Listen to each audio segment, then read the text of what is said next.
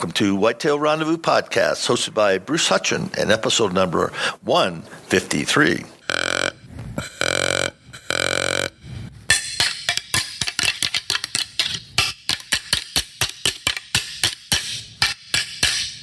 Welcome to Whitetail Rendezvous Podcast, where it is all about whitetail deer hunting tips, techniques, and the stories so you can become a more successful whitetail deer hunter.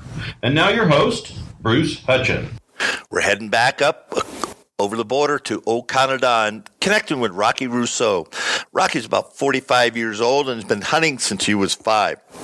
His father introduced him to hunting at a very early age, and he's been hunting for black bear and whitetails ever since.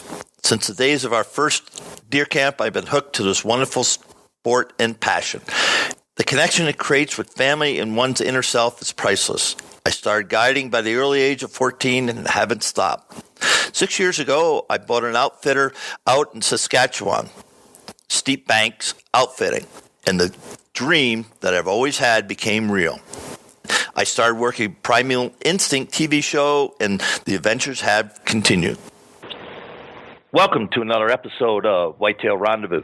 We're going to head up to Canada today. We're going to head to the Quebec and talk to Rocky Russo, who's been an outfitter and been a whitetail fanatic for over 30 years. Rocky, welcome to the show.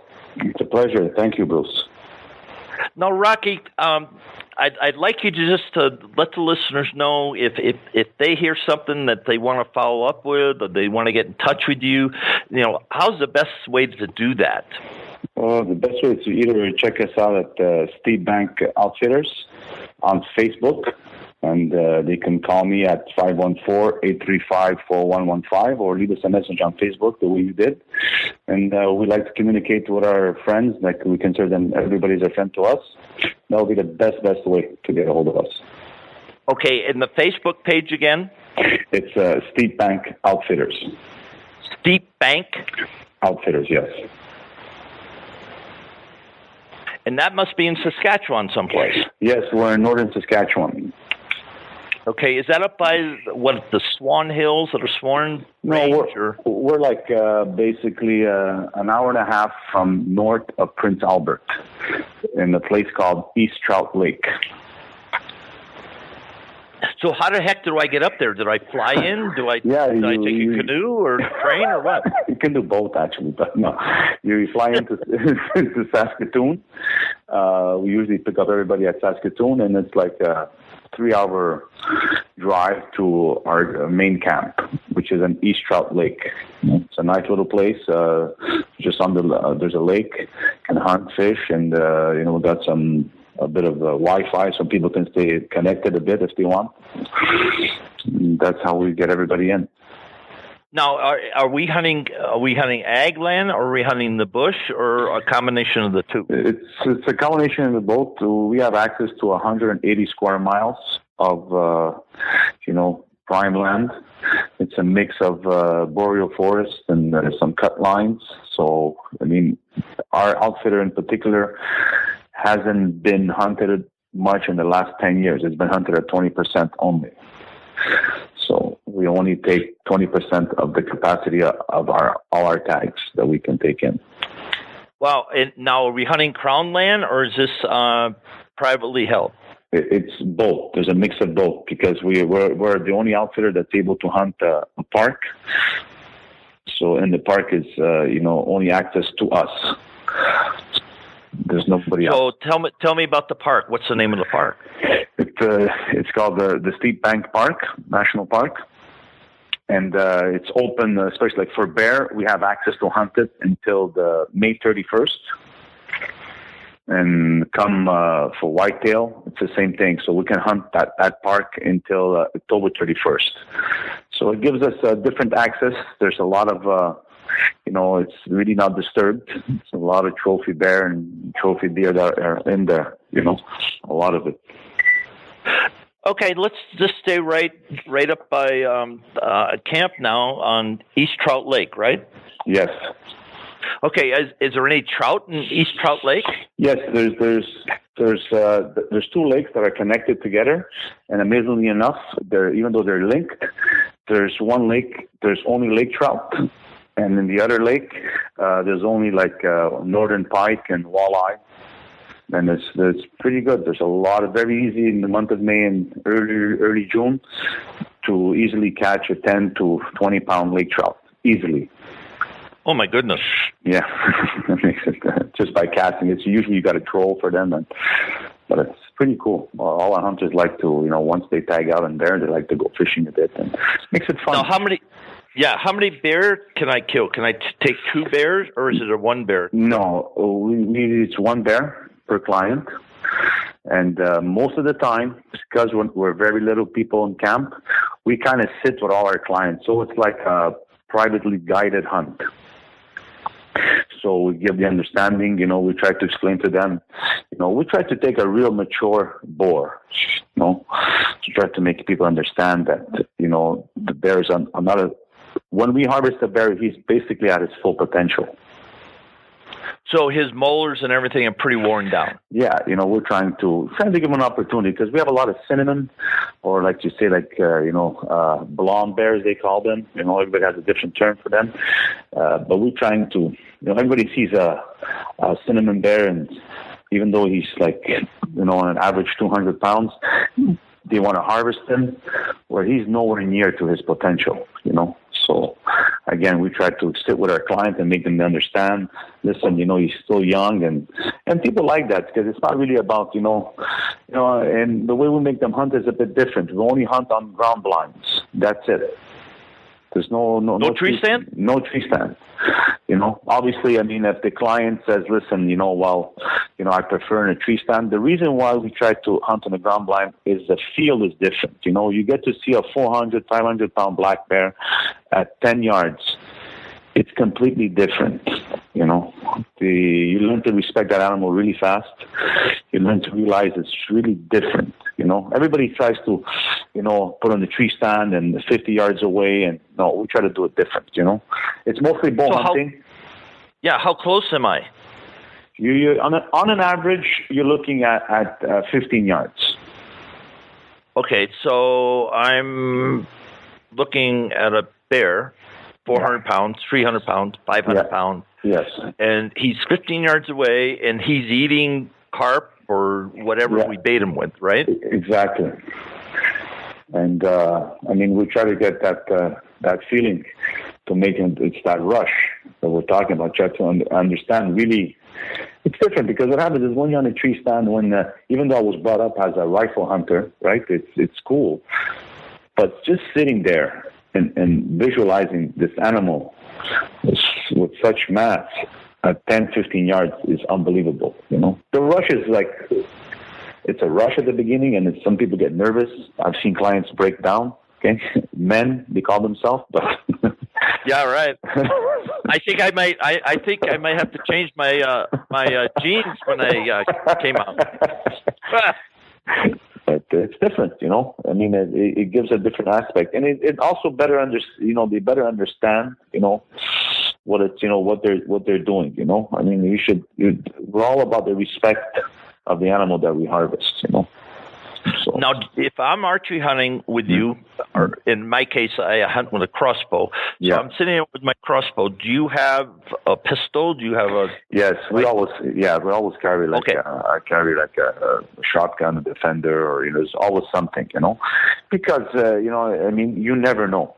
So the security of our client is the most important, even though you never know. I've seen over 30 years, I don't ever underestimate a black bear. Never. They're if cornered, especially a sow, that's the way you got to really worry about it, I've seen clients shoot a 400 black bear at 10 yards with a bow, crossbow, and they just charged us, straight on. Oh, so, you got. What happened then? So tell us the rest of that story. Well, what happened? So we were with a client one time, and and I was telling him, it was one of the biggest black bears he's ever seen. But the one thing I told him, it's hard. You're with a client and you're trying to talk to him, tell him, listen, just the minute he puts his paw inside the barrel, right? That's when you use broadside. That's when you take him. Right, because he opens up his lungs and his heart and everything. Okay, but for some, he was a client from Texas, nervous, first bear, was also young, and it's normal. I mean, you've seen a 400-500-pound black bear that close, it looks triple the size, right? So I just had my shotgun ready, and he didn't wait for the bear to. The bear was facing us, right? And even though I told him not to shoot, he released that arrow. Oh. Which was like, we're all big on ethical kills, okay? Though you could kill a bear with a frontal shot, but it's not ethical, Well, the bear, he felt cornered, and he just came for us, So I had to, I put him down with that shotgun. Luckily enough, he went down, Did you have slugs or buckshot? Yeah, I have these. They call them, believe it or not, on the box. It's called home invasion slugs. Yeah, you were getting baited. So there's a slug and 6 buckshots in it, right? Like 6. Right. That's what they're called, and they're pretty effective at short range. Yeah, we're talking less than 10 yards. Yeah. Yeah. So how did the guy from Texas do with the bear sitting in his lap? Oh, he completely broke down, right? I mean, they start shaking, crying, they're like overwhelmed by emotions, and and it says, he'll never, ever, ever in his life, like, shoot any animal unless it's, unethical. He learned his lesson, early. Yeah. And, it's, it was a shocking moment for him. At the same time, like I said, it's a mixed emotions, and it's cool for, he was very young. I think he just graduated. It was like 14, 15 years old. And the bear was like fully dressed. It weighed 487 pounds. So it's a big bear, like a 20.5-inch skull. It's, you're talking mature boar. Because we have to send out like a molar to the... Right, you have to age him, right? You have to age him, So, he was 18 years old. So, I mean, wow. You're looking at mature top boar. End. Yeah, top end. You don't get any better than that. That's exciting. I mean, I've been fortunate to be 9 feet from a grizzly bear, so that must have been shocking. That's another story. We'll be sitting around drinking Labatt's around the campfire someday and say that story. Hey, let's get back. That's good. So, again, just one more time, Facebook. Steep Bank Outfitters, Rocky Russo. So, Rocky, let's jump into the show now, as if we weren't already in the show, and talk about Primal Instinct and what that TV show is doing and how you're involved with that. Primal Instinct, I met them about 6-7 years ago from my friend who owns a scent company called Buck Fever. His name is Jim Lombardi. He introduced me to them. Which was Chris Carr and Melissa Ettridge, and Lonnie Price. They came for a bear hunt and saw the uniqueness that we had, and instantly became friends and tried to join forces and create something different. They're different as a show, and we're different as outfitters, so the combination was different. So we just, we started just giving people a real aspect of what goes on, with a little less editing, really behind the scenes. We have a guy that works with us. We call him Beaver Man. So he's the guy that goes and gets most of our bait and, the real stuff. A lot of shows nowadays, a lot of outfitters, they try to make it like treating everybody like a number. Instead, for us, it was more like treating people as individuals, as friends, and it just clicked. It became like one big family. Let's stop right there. And listeners, Rocky and I in our warm-up, before every show, I talk to the person so they can get used to me and I can get used to them and make sure they're recording. And one thing that struck us both is I've been fortunate to hunt in Saskatchewan, and I only hunt with 1 or 3 other people at most in camp, because and the way I look at it, and everybody's different, it's my hunt, and I want to be part of a family and enjoy every part of the adventure, getting stuck, maybe hauling wood, maybe doing this and doing chores or whatever, but you become part of the adventure. You're just not a person, a client, paying money. Now, there's nothing wrong with going to a large camp, but one thing that struck me right away with Rocky is that he and I, believe in the same thing, and that's what he's talking about. So, Rocky, let's just stop right here, and let's talk about the experience and what you bring to whitetail hunters. Let's shift it off the bears and bring it into the room, the whitetail room now, and tell people how you hunt and what they can expect when they come to camp, but even more than that, how they're treated in camp.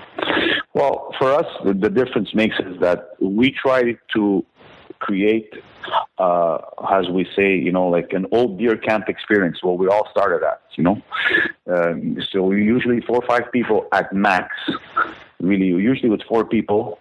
And what we do, even though we hunt on the land, and we've been doing it for ages, 20, 30 years, we hunt as a group, meaning that I show everybody, right, this is our hunting territory.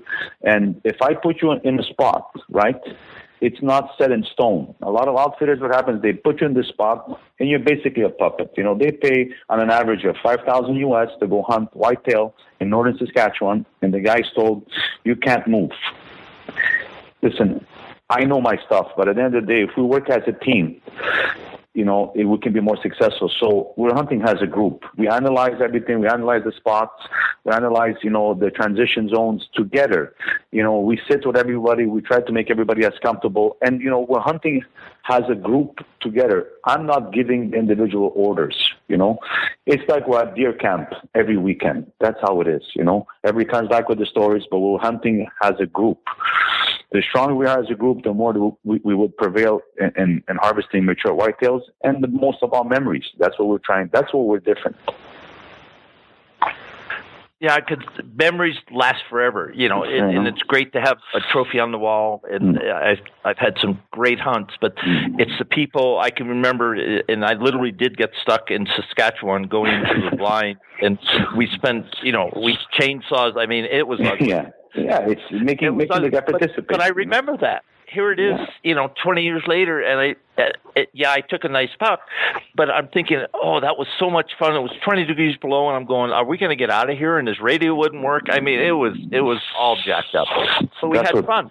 Yeah, that's what makes it. That's what we do. We try to make people come and bait with us and see, okay, so how would you like to hunt? We show them our places, right?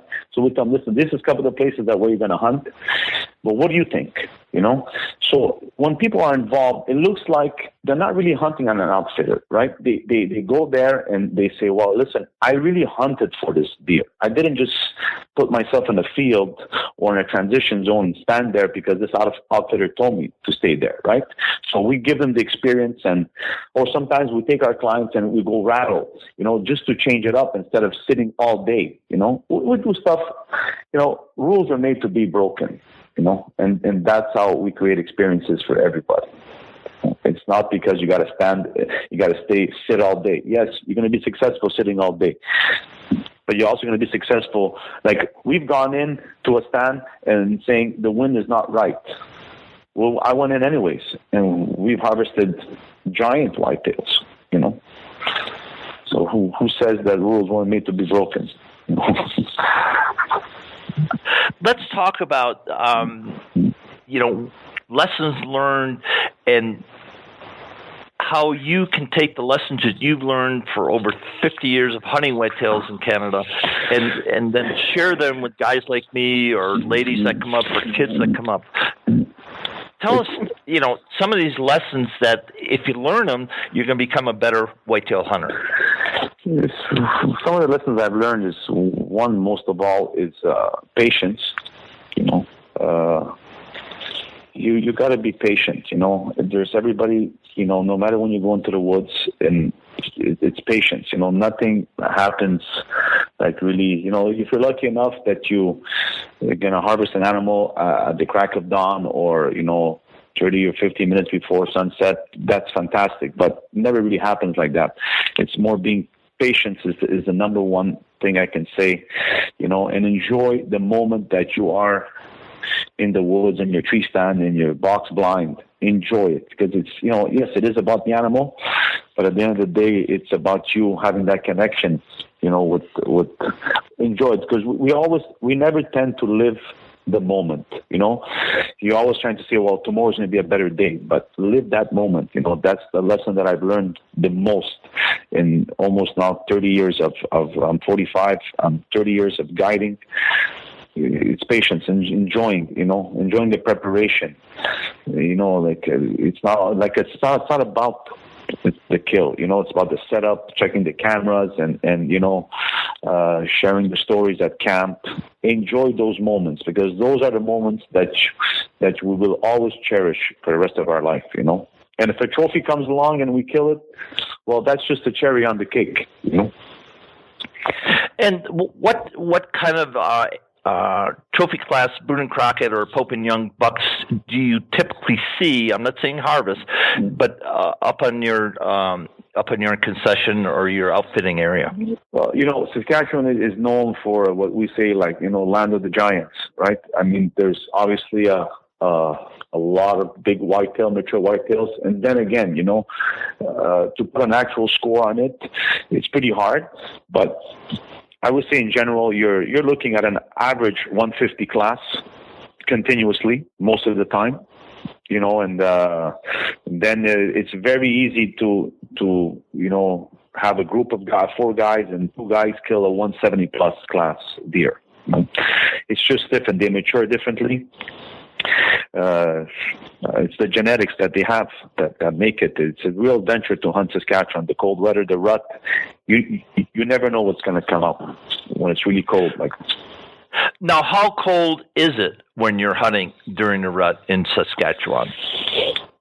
Listen, if you hunt the last week of November, so most people try to book the last week, which is November 25th to December 3rd.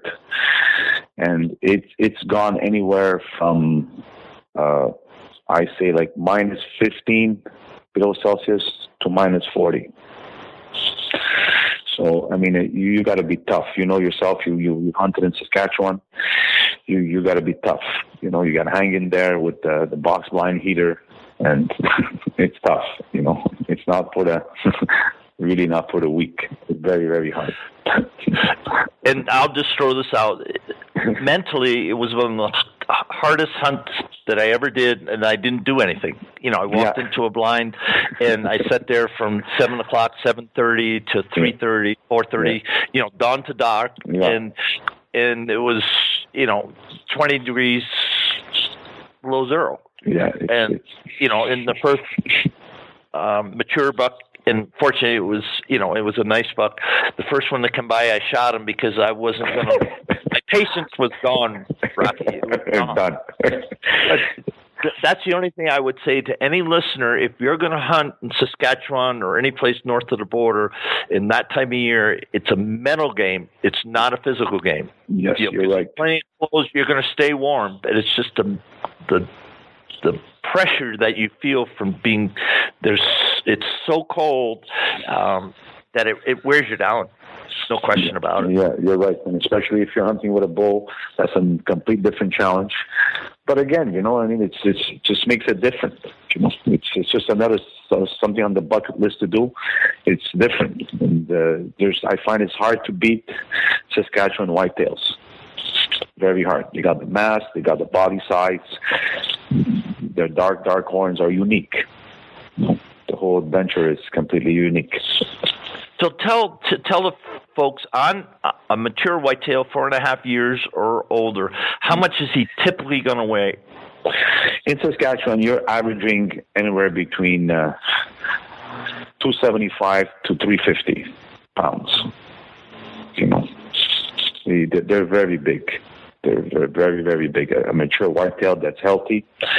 Over the last 20 years, we've averaged, like I said, about 270 to 350. They get very, very huge.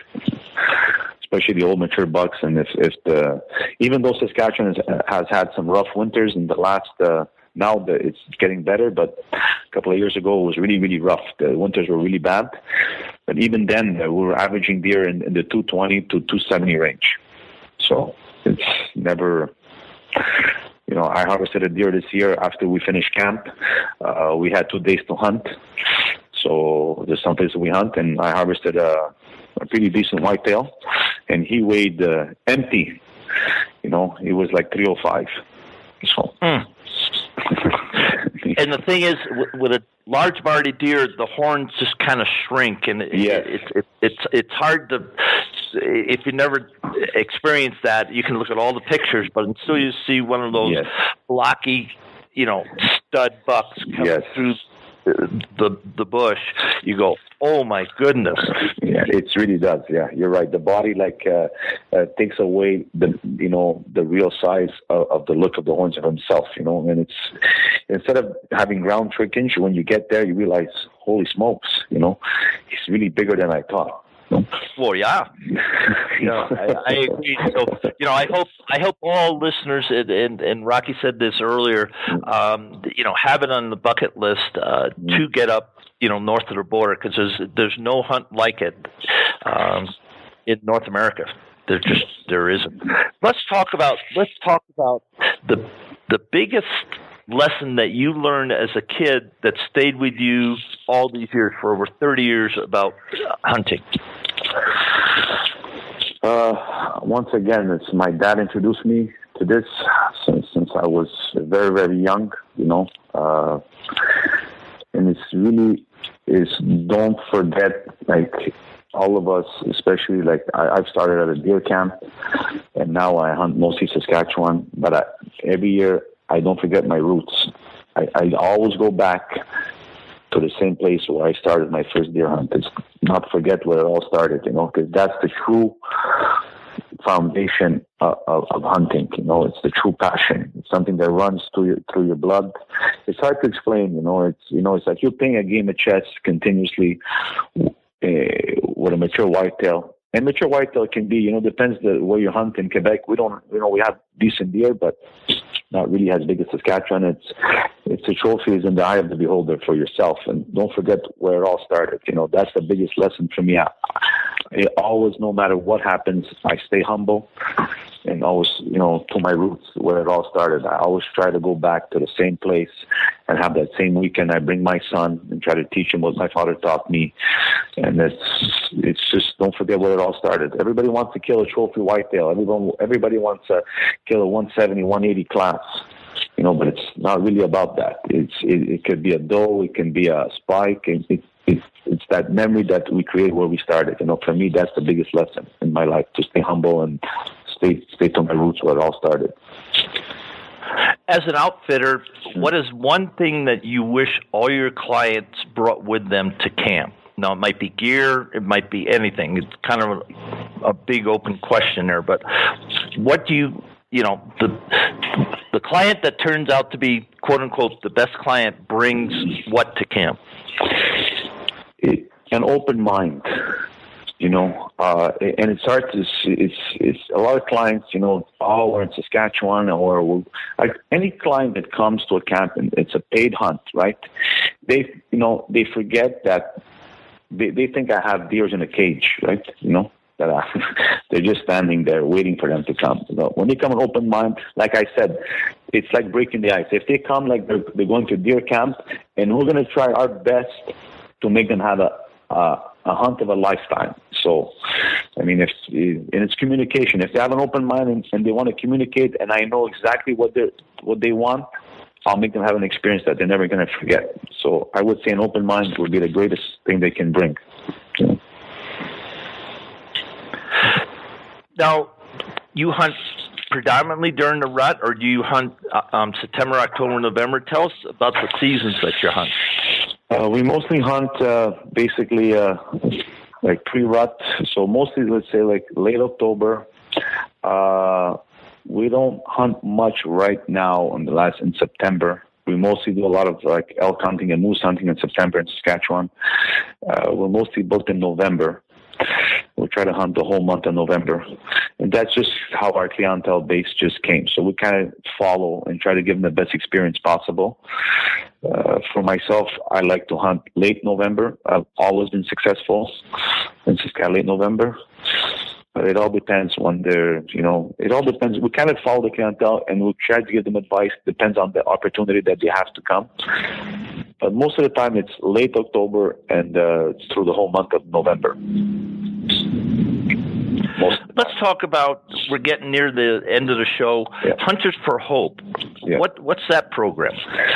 Well, a long time ago, we tried to create something that we try to keep quiet for now, but we're working on some projects with Chris Carr and stuff. Not really something new, but we're just trying to change. You can't really change something in the issue. We're just trying to show people that Hunters for Hope is what we're trying to do is most of our clients that come, especially like bear or whitetail, what we say is that, if you're not going to eat the meat, right, we have a donation list that we personally bring out to people, and say, listen, if you pay this extra fee, which is not really much at all, the meat is packed and delivered to families in need or people in need. And also for clothes, we try to help people that are homeless, because hunting now has become like a fashion show, right? Everybody wants the latest Under Armour or Sika gear, and, everybody changes clothes every year. So, we all have stuff that's stored in our sheds and we never use. So we try to, tell hunters, if you would like to donate those warm clothes for people that are in need, that are homeless on, cold days and evenings. And it's step by step. We try to collect, harvested deer meat, maybe moose meat, like you said, geese, Canadian ducks, whatever it might be. And we try to create suppers, for people in need. So it's slowly getting bigger and bigger, but we're trying to keep it small because we want that one-on-one connection with the individuals that we're trying to help. So are those people in Quebec? Are they in Saskatchewan? We do it in Quebec. We do it in Saskatchewan. We have a list every year. Also for bear, because, we try to tell them, listen, if you're not going to eat the bear meat, we have people that want it. You're going to pay the small fee. We're going to get the bear meat processed. It makes the hunter feel better, actually, So, it's good to know when you harvest an animal, every piece of it goes somewhere in need. That's what we're big on. It's not about just shooting an animal. It's the harvest, knowing where your meat comes from and trying to help somebody who's in need. That's what we try to do. It's change people's lives one way or another. Rocky, it's hard to believe, but our time is drawing short here. So we've been on, for over 30 minutes here. And Rocky Russo, thank you so much for joining us today in Whitetail Rendezvous. And why don't you take a minute or two and just thank your sponsors or people that have helped you out along the way?